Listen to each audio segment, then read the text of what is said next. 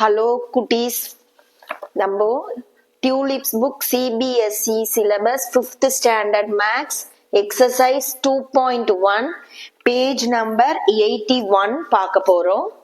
இந்த பாடம் என்னன்னா ப்ராஃபிட் அண்ட் லாஸ். ப்ராஃபிட்னா என்னன்னா லாபம், லாஸ்னா நஷ்டம். அதாவது இப்ப ஒரு பேனாவோ ஒரு பென்சிலோ ஒரு சாக்லேட்டோ, இப்ப நான் ₹1 ஏன் பாக்கெட்ல இருந்து நான் காசு ₹1 என்னோட காசை நான் கடைக்காரருக்கு கொடுக்குறேன்.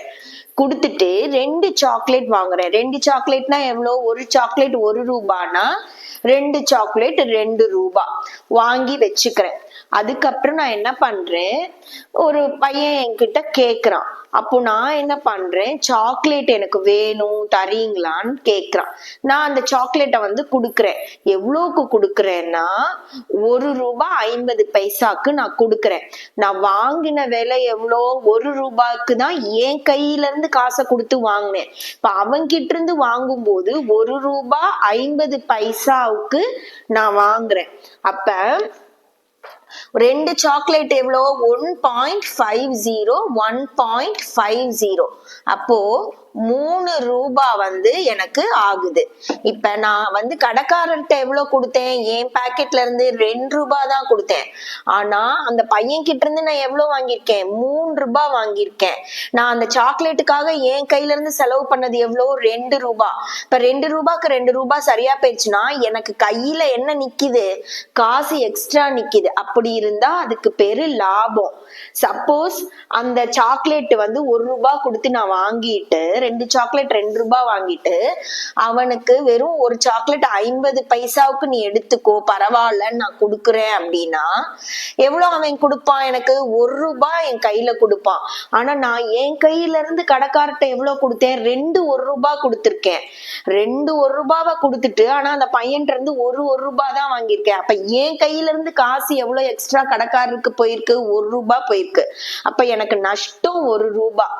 எனக்கு நான் அந்த பொருளுக்கு உண்டான விலைய நான் கொடுத்ததுக்கு அப்புறம் எக்ஸ்ட்ரா காசு நின்னுதுன்னா அது லாபம், ப்ராஃபிட் கெயின். என்னோட காசு கடைக்காரர்கிட்ட எக்ஸ்ட்ரா நிக்குது, பொருளை வாங்கினவங்கள்ட்ட நிக்குது அப்படின்னா நான் வித்த விலை கம்மியா வித்துட்டு என்னோட கை காசு கொடுத்திருக்கிறது அதிகமா இருந்ததுன்னா அது நஷ்டம், லாஸ்ன்னு சொல்லுவோம். இப்போ நம்ம இந்த பாடத்துல என்ன பண்ண போறோம் அப்படின்னா சிபி அப்படின்னு கொடுத்திருக்காங்க, காஸ்ட் பிரைஸ், அதாவது வாங்கின விலை. எஸ்பி அப்படிங்கிறது செல்லிங் பிரைஸ், விற்ற விலை. எப்பொழுதுமே செல்லிங் பிரைஸ் விற்ற விலை அதிகமா இருந்துச்சுன்னா, இங்க பாருங்க இந்த இடத்துல வாய் அகலமா இருக்கா, இந்த இடம் கேப், இங்க குறுகலா இருக்கா, இது இந்த பக்கம் சின்ன நம்பர் இருக்கும், இந்த வாய் அகலமான பக்கம் பெரிய நம்பர் எப்பவுமே போடணும். இப்ப இந்த இடத்துல என்னது? Selling price. இது அதிகமா இருந்துச்சுன்னா எப்பயுமே ப்ராஃபிட் கெயின் தான் வரும். காஸ்ட் பிரைஸ் எப்பயுமே பெருசா இருக்கு, விற்ற விலை கம்மியா இருக்குன்னா லாஸ் தான் வரும். இப்ப ஃபர்ஸ்ட் சம்ல என்ன சொல்லிருக்காங்கன்னா find the gain or loss for the following. கொடுத்திருக்கிற எல்லா சம்முக்கும் ப்ராஃபிட்டா இல்ல லாஸான்னு கண்டுபிடிக்க சொல்லியிருக்காங்க. First sum, cost price ₹320, 320 rupees. Selling price, இதுக்கு பேர் செமிகோலன். Selling price 540. இப்ப பார்த்த உடனேயே தெரிஞ்சிருச்சு. இங்க பாருங்க 5, இங்கேயும் 3 டிஜிட் இருக்கு, இங்கேயும் 3 டிஜிட் இருக்கு. மூணாவது டிஜிட் 1 2 1/10, அதாவது 1 place 10 place 100 place, அதாவது 100 பிளேஸ்ல இருக்கிற நம்பரை பாருங்க. 5 தானே அதிகமா இருக்கு. அப்ப செல்லிங் பிரைஸ் என்னவா இருக்கு? அதிகமா இருக்கு. அப்ப 540 மேல போட்டுட்டு 320 கீழே போட்டு சப்ட்ராக்ட் பண்ணோம்னா 0ல 0 போனா 0, 4ல 2 போனா 2, 5ல 3 போனா 2, 220 rupees. எனக்கு ப்ராஃபிட்னு இந்த இடத்துல நான் எழுதணுமா லாஸ்ன்னு எழுதணுமா? ப்ராஃபிட்னு தான் எழுதணும். அதை எது டிசைட் பண்ணுது? செல்லிங் பிரைஸ் அதிகமா இருக்குன்றத நான் பார்த்துட்டு ப்ராஃபிட்னு எழுதுறேன். ப்ராஃபிட்னா என்னது? Selling price minus cost price. So 540 minus 320 equal to 220 rupees. Profit 220 rupees. Second sum, cost price 418 rupees. Selling price 472.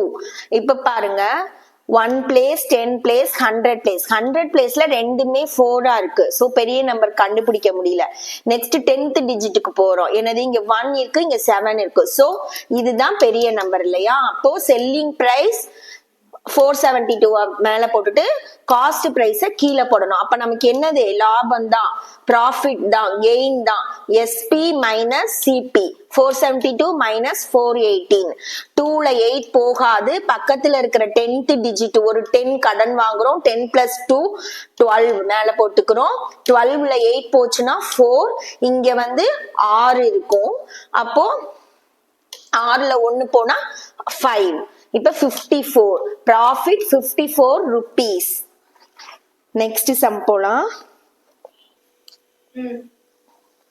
third sum cost price rupees 380 selling price rupees 290 இப்ப பாருங்க third digit 1 place 10 place 100 place 100 பிளேஸ்ல 3 so cost price பெருசா இருக்கு cost price பெருசா இருந்தா என்னது லாஸ்னு கண்டுபிடிச்சிட்டோம் சோ லாஸ்க்கு formula cost price minus selling price cost price first நம்பரா போட்டுட்டு செல்லிங் பிரைஸ் செகண்ட் நம்பரா போட்டு சப்ட்ராக்ட் பண்ணணும் 0ல 0 போனா 0 8ல 9 வந்து சப்ட்ராக்ட் பண்ண முடியாது பக்கத்துல இருந்து ஒரு நம்பர் கடன் வாங்குறோம் அப்போ 18ல 9 போயிடுச்சு அப்படின்னா 9 இங்க 2 இருக்கும் 2ல 2 போனா 0 90 rupees loss next sum cost price 78 selling price 71 இதுல பாத்தீங்கன்னா ஒன்ஸ் பிளேஸ் 10th பிளேஸ் தான் இருக்கு 10th பிளேஸ் ரெண்டும் ஈக்குவலா இருக்கு ஒன்ஸ் பிளேஸ்ல 8 பெரிய நம்பர் சோ காஸ்ட் பிரைஸ் பெரிய நம்பரா இருக்கு அப்போ நமக்கு லாஸ் தான் வரும் லாஸ் ஈக்குவல் டு